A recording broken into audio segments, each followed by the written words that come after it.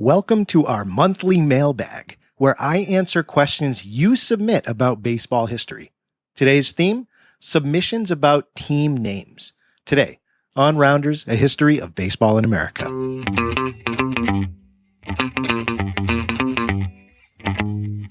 Hello, everybody, and welcome to another episode of Rounders, a history of baseball in America. I am, as always, your host, Jeff Lambert. Before we get started, I always try and begin by saying thank you for taking time to either listen or watch this episode. It means a lot to me that you make this a part of your day. You know, one of my favorite things about doing this show is getting to interact with you, the listeners and the watchers, now that we've started a YouTube channel. If you haven't checked that out, please do so. I get a lot of feedback from you. You know, sometimes they're comments, sometimes they're questions. And the questions I get, usually I try and turn them into episodes and give credit back to the people who submit them. But sometimes I get questions that don't warrant a full episode to be able to answer. And I've got a bunch of these just sitting around, and I want to start doing something with these because you're asking them, and I'd like to give that feedback, you know, to be able to keep the conversation going. So I'm starting what's known as a monthly mailbag. And basically how this is going to work is I'm going to ask you once a month to submit questions that you'd like answered about baseball history. It can really be about any topic. I love doing the research, and I'm more than happy to cover them. So basically how it works is you can leave your feedback to me, and I'm going to collect them all into different themes and answer them on a month-to-month basis. So I love the feedback. Keep it coming. It means a lot. And, you know, there's different ways that you can choose how to be able to submit questions to me. So you can choose to message me on social media. That's how most of you choose to do it. So I'm on Facebook, Instagram, and Twitter at Rounders Podcast. That's one word, Rounders Podcast. You can also choose to email me. I have an email address, rounderspodcast@gmail.com. You can choose to shoot me an email if you want to submit a question. And another really neat feature, if you want to hear your voice on the show for everybody else to be able to hear, you can submit a voicemail to me that I will play. I'll play you reading your question on the show in the future. And you can do that by just clicking in the show notes, whether if you're watching, it's in the description. If you're on the podcast, it's in whatever podcast app you're using, show notes. There's a link there that you can click and record a message right in your browser. You don't have to install anything. And I'll take that and I'll listen to it and I'll hopefully include it in a future episode. If you want the URL, it's really simple. It's actually the website with just a little extra. It's anchor.fm/rounders/message. That's it. So those are the ways that you can submit messages to me in the future. I would certainly love to be able to include you in future episodes. So today we're going to be talking about team names. I've received some questions related to naming conventions in the past or questions about team names that have popped up from previous episodes. So I've lumped those all together into today's episode. So without further ado, let's go ahead and get to it. All right. Question number 1 comes from Jack. Jack sent me an email and he said, quote, "In your last episode about games outside MLB parks, you mentioned the Cleveland Indians used to be called the Naps. What's the story behind that name?" Well, first of all, Jack, thank you for submitting your question, and I'm glad that you enjoyed the last episode that we had on this topic. So yes, we did talk very briefly about the Cleveland Naps. We were talking, of course, about unusual games being held in neutral locations, and we had talked about the Cleveland Broncos playing a game outside of Ohio to be able to skirt Sunday law rules to be able to turn in a profit. And so even though they weren't called the Cleveland Broncos, I mentioned that they had been called the Cleveland Naps previously. So why? That you're right. That's a very odd name to be able to stick to a professional club. So I'm going to jump really deep into the history here, just to kind of give you a background as to how they came to that name. And it is quite interesting, honestly. So basically just going back in Cleveland's professional baseball history, their first professional club started off in the 1890s, and the first name of that professional club was actually the Spiders, the Cleveland Spiders. And that was one of the names that made it to the final round of naming conventions when they were choosing what to replace the Cleveland Indians name with. They wanted to kind of go back to their roots, but of course it didn't win out. We're going to talk about that a little more in a bit. So the Cleveland Professional Baseball Club started off as the Spiders in the 1890s, and then you fast forward to 1901, and they adopted the name the Blues. for the 1901 season. So they were known as the Cleveland Blues. But that only lasted one season. And in 1902, they ended up changing their name to the Cleveland Broncos. And that's where we talked about in the last episode what had occurred. Now, during that 1907 season, something really critical happened for the Cleveland Baseball Club. They acquired a player named Napoleon Lejoie. And I actually spoke to a former colleague of mine who's Canadian. They gave me the correct pronunciation, so I hope I'm hitting that correctly. But Napoleon Lejoie, he was acquired by Cleveland in a trade with the Philadelphia Athletics. Now, you might be asking, who's Napoleon Lejoie? Excuse me. His nickname was the Frenchman, if you haven't guessed by now. But Napoleon was one of the greatest players of the dead ball era. And when I talk about the dead ball era, I'm talking about roughly between 1900 to 1919, where we didn't have a lot of offense in professional baseball. And of course, this really came to an end as a result of Babe Ruth entering the league and really starting to make home runs more of a prevalent part of the offense, that you would see in baseball games. But during that about 20-year time, Napoleon Lejoie was one of the top offensive players in the league. So he actually had a very long career. He played for 20 years. He played from 1896 to 1916. So in 1902, he gets traded to the Cleveland Broncos, right? And right off the bat, this guy made a difference for the club. I mean, so coming into Cleveland, this is the type of guy that Cleveland was getting and why the fans were so excited. He had won the Triple Crown in 1901. He, by the end of his career, had won 5 batting titles in the American League from 1901 to 1904 and then again in 1910. He was the home run leader in the American League in 1901. He led the league in RBIs 3 times. I mean, this guy was, like I said, one of the top names. We know Ty Cobb. That's a common name. It was actually Napoleon and Ty Cobb who were constantly in this kind of rivalry to become the biggest name in offense during this era. And they actually had a legitimate rivalry between each other. They didn't like each other much. I mean, I think there was some professional respect, but they were definitely rivals in terms of who the big name was. And Napoleon Lejoie was actually elected to the Hall of Fame in 1937. I mean, this guy is maybe not a household name today, but especially back then, if you landed a guy like this, everybody's losing their minds because he was that level of player. Cy Young, the great Cy Young, this is what he had to say about Napoleon. He said, quote, "Lejoie was one of the most rugged players I ever faced. He'd take your leg off with a line drive. He'd turn the third baseman around like a swinging door and powder the hand of the left fielder," end quote. So high praise there from the great Cy Young. So Lejoie came to the Cleveland Broncos. He was in his prime. Like I said, the previous season, he had already won the Triple Crown. He had led the league in home runs. I mean, this guy was on a tear. Right from the start, Cleveland was just so excited that he had joined the club. That season, the 1902 season, the club had averaged maybe, 2,000, 2,500 fans a game. As soon as Napoleon joined the team, their attendance jumped to over 10,000 fans a game. So people were showing up for this guy. He led the American League in batting average that season. So they didn't end up finishing with a great record in 1902 because they acquired him mid-season. They finished with a plus 500 record, but I think it was 5th in the American League. So, it wasn't great. But this guy's here. He wants to stay in Cleveland. Cleveland's excited to have him, obviously. He's going to turn around the franchise. That's their hope.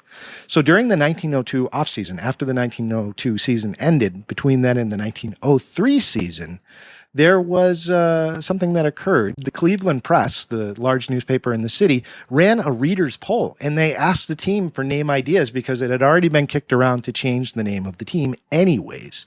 So the Napoleons, the idea for the team name, the Napoleons, came in first place. So that was what the club changed their name to, the Cleveland Napoleons, in honor of Napoleon Lejoie, and that was shortened to the Nats as a result. So there you have it, the Cleveland Naps. I said Nats for a second. I'm sorry, Naps, Napoleon Naps. So there you go.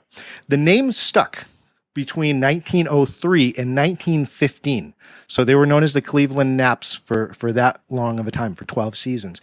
And it stuck until Lejoie left. He left after the 1915 season. And then after that, the name was changed to what we know it today as the Cleveland Indians. So we see a team name attributed directly to their best player. That's not something we see at any other time in professional baseball history, to my knowledge. So it is interesting why they were called the Naps, because it was really because of that superstar player they were able to land. It wasn't a great ending for Lajoie in Cleveland in terms of the success that came with acquiring him. They never really got past being a 500 team while he was there, but that didn't stop the fans from loving him, and obviously they rewarded him by naming the team after him. So there you have it, the Cleveland Naps, named after Napoleon Lajoie. Boy, I'm wondering if I'm going to get some feedback from French-speaking fans who are like, oh, you're slaughtering that, but doing my best. So there you go. Question number 1. Again, thanks for submitting that question, Jack. Question number 2, and this ties in perfectly to question number 1, which is why I included it. Big Sean 87 on social media sent me the question, and this is what he had to say, quote, "The woke police finally convinced Cleveland to change its name. I think the Guardians is a horrible name. What do you think?" Well, as a rule, I try and keep my modern political opinions out of the show because I think as a historian, our job is to look at the information in front of us and try and keep anachronism at a minimum and try and look at what happened during the time period and just present the information. I obviously have feelings on that. Probably not something I'm going to jump into as part of the answer to this, but I do have some reasons why I think the Guardians is a good name change for Cleveland. And I'm going to go over that real quick just to help keep the lights on. We're going to take a quick break for the 7th inning stretch. See you in a moment.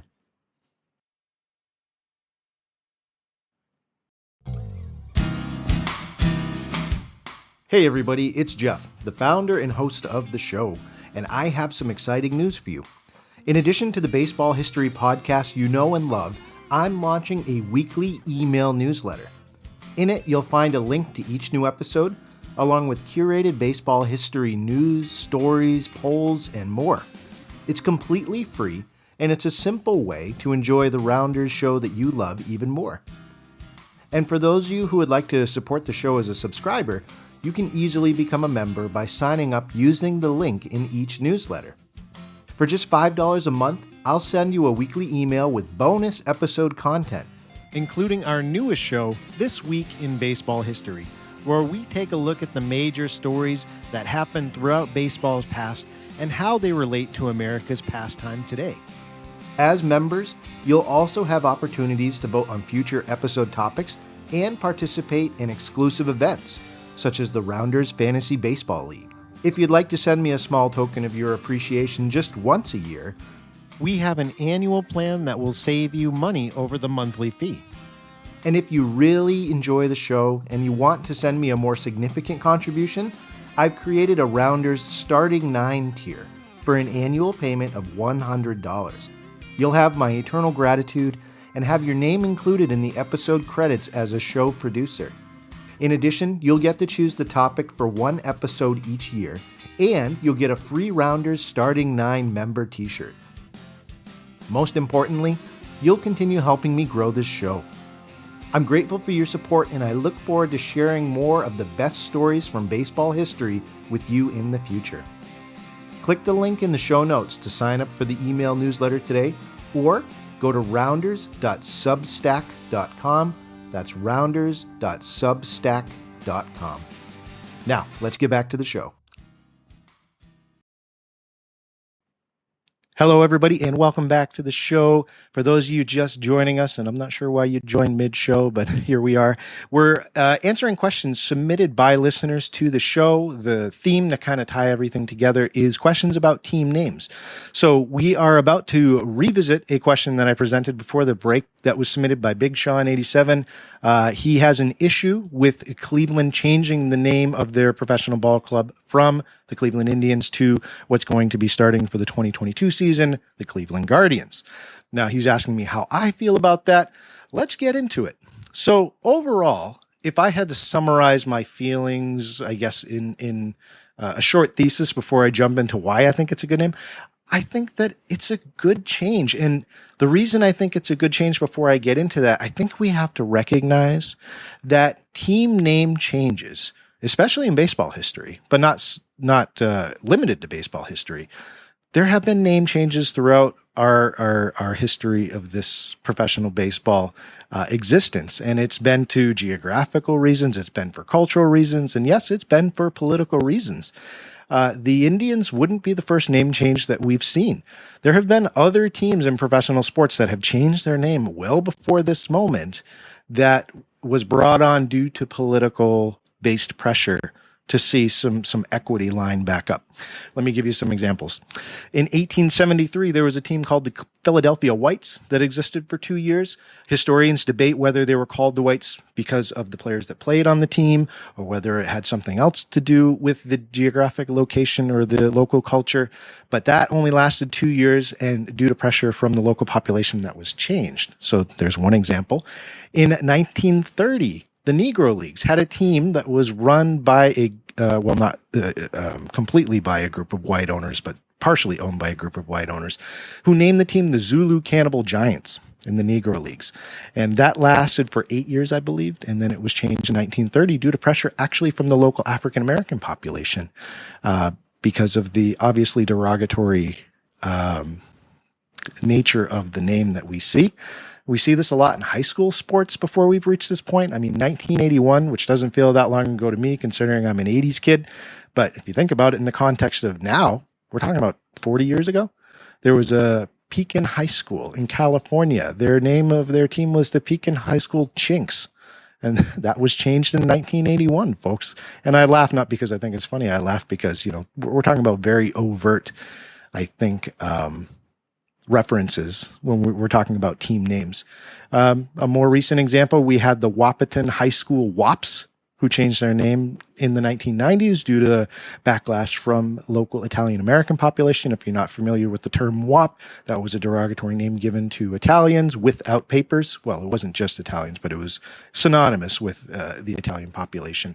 And so that was changed to the Huskies in the 1990s. So why do I mention all those things? I just kind of want to give you more of a global view and say this is not new. This is not like the first time this has happened.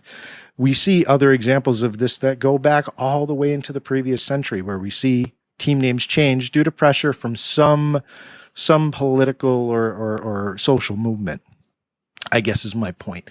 The reason I like the Guardians name, though, is because I think that Cleveland did a good job trying to not just change it for the sake of changing it, but changing it to really tie into the city's culture and history. And that's really the goal of any team name. You want it to exist to reflect who the people are.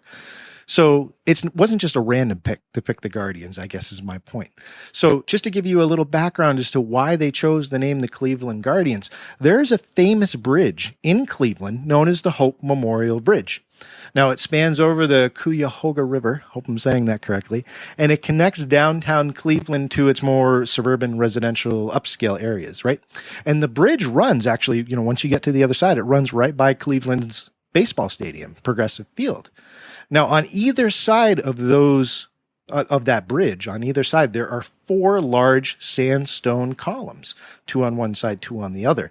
And both sides of the bridge depict these large titans with these winged helmets and these crowns, and each of them are holding a vehicle, some sort of automobile. And they're known in Cleveland by Clevelanders as the Guardians of Traffic. These are huge statues. They stand 43 feet tall. They've been a landmark in the city since 1932 when they were built. So Clevelanders know this landmark. It's driven all the time. It's right next to the park. And actually, the guy who helped build this bridge, who was very influential in its actual construction, was actor Bob Hope's father, hence the renaming of the bridge to the Hope Memorial Bridge. So, yeah, the name was chosen out of more than 1,200 submissions, and the fans had a direct say in that choice. So we see Clevelanders really embracing and saying, we want to pick something that we're all familiar with, that has power in the name, that's synonymous with who we are, and that's why the Cleveland Guardians name was chosen. So I'm always a fan of seeing team names reflect their city in some way, shape, or form, I guess setting aside the history of the Cleveland Indians name, I just want to go into saying I don't think it's a horrible change. I think that there was a lot of thought put into it, and I like the reasons behind why it was chosen. So we'll just leave it at that for question number 2. Thank you for your submission, though. I very much appreciate it. So that leads us to question number 3. And this question also came on social media from username BoomHR. Boom Homer, I guess you could say. He asks, quote, what do you think is the worst team name in baseball history? Well, this is a tough one for me because there are some doozies that have existed throughout baseball history. I tried to pick one that lasted, more than a season. I tried to pick one that has some relevance to professional baseball as we know it today, not like a club from Ohio back in like the 1860s, things like that. So if I had to pick one, and the Cleveland Naps could certainly receive consideration, although I understand the reasoning behind choosing it, there was a club known as the Brooklyn Bridegrooms, and that is my pick for the worst team name in baseball history, the Brooklyn Bridegrooms. Now you may be asking yourself, why? Why would they choose that name? Well, this was the real club name, and it lasted for 2 seasons. It went from 1888 to 1890, and then again, it was adopted from 1896 to 1898. So they went back to it after choosing it. The Brooklyn Bridegrooms. Think about that for a second. Go Bridegrooms. I can't imagine what their mascot looked like, although they probably didn't have one at the time. But where did this name come from? That's really when I want to dive into the ludicrousy of choosing a name like the Bridegrooms. Well, look, during this time, during the 1880s, the professional baseball club in Brooklyn was known officially as the Brooklyn Baseball Association or the Brooklyn Club. That's where the two names that they were mostly referred to. But the press started referring to them differently after the 1888 offseason because of the fact that during that single offseason, 4 of the team's star players got married in one offseason, right? So the press started referring to them as the Brooklyn Bridegrooms, and then we see it actually adopted in the branding, the language, the fan gear, I guess you could say, at the time period. The actual branding of the team became the Brooklyn Bridegrooms. That's how they were referred to. So I guess you could make an argument, well, that wasn't on the charter. The point is that what they were known as in professional baseball during this time, the Brooklyn Bridegrooms. That lasted, like I said, for 3 seasons, and then we see it shortened to the Brooklyn Grooms later on, the Brooklyn Grooms, which comes in a close second for worst team name. And then they switched it back to the Bridegrooms. So they hung on to it for almost 5 years, which is pretty impressive for a name like that. But the name was finally laid to rest in 1899. And you would think after a name like the Brooklyn Bridegrooms or the Brooklyn Grooms, there must be a great option coming down the pipe that they would change it to. Is this the time where we see the Brooklyn Dodgers come up? No, there was a kind of an awkward time period for Brooklyn naming their teams. The team name change that occurred when they went away from the Brooklyn Bridegrooms was they actually changed it to the Brooklyn Superbas. Superbas. I believe they were trying to do a name play on Superb, the Superbas. So there you have it, Bridegrooms to Superbas. Okay, right? So look, overall, if I had to just give you a quick history about the Bridegrooms, now you know why they got the name. They were a pretty good squad. They won 2 pennants under this name. They won the pennant in 1889 and 1890, and they won one. They switched associations, actually. They switched league. They won 1 pennant as a part of the American Association, and then they moved to the National League, and they won a pennant in the National League as well. And they're only one of 2 teams to win back-to-back pennants in different major leagues. So go Bridegrooms, I guess you could say, right? So there you have it. That's my pick for the worst team name in baseball history. Not much creativity there. Certainly not much that fans can get excited about. But hey, the team played well, so I guess you can take that for one, piece of solace and why they went with that name. So there we have it, folks. 3 questions about team names that were submitted by you. I want to thank you so much for taking time to submit those questions for me and just having a conversation. I really do enjoy that part about having this show and putting it together is the interactions. I've met so many amazing people doing this show, and that's really what makes it worth it. If you would like to support me financially as I'm trying to grow this podcast, which I am trying to do, little steps here and there. Consistency is most important because I do love doing this. You can choose to support me by leaving me a tip. Yeah, I'm not asking you to sign up for any sort of monthly subscription base at this point. We're going to keep it simple. If you like the show and you want to buy me a bottle of iced tea, or you want to contribute towards what I'm currently saving up for, which is a better video camera to be able to upgrade the viewing experience for these episodes, you can submit me a tip through PayPal, the Cash App, or Venmo. I've included links in the description and the show notes. It goes to my personal account there, so don't get thrown off by that. But I would appreciate a tip if you'd like to show me your appreciation for the episode. You know, whether it's $1 or $100, it's great. So overall, though, the best thing that you can do for me is just listening and watching the show. That's what means most to me. So thank you so much for tuning in. And remember, overall, connect with me on social. It's a great way for us to be able to begin a conversation. And of course, you can submit your questions that way as well. So folks, as always, remember, there are only 2 seasons, winter and baseball. Have a good day.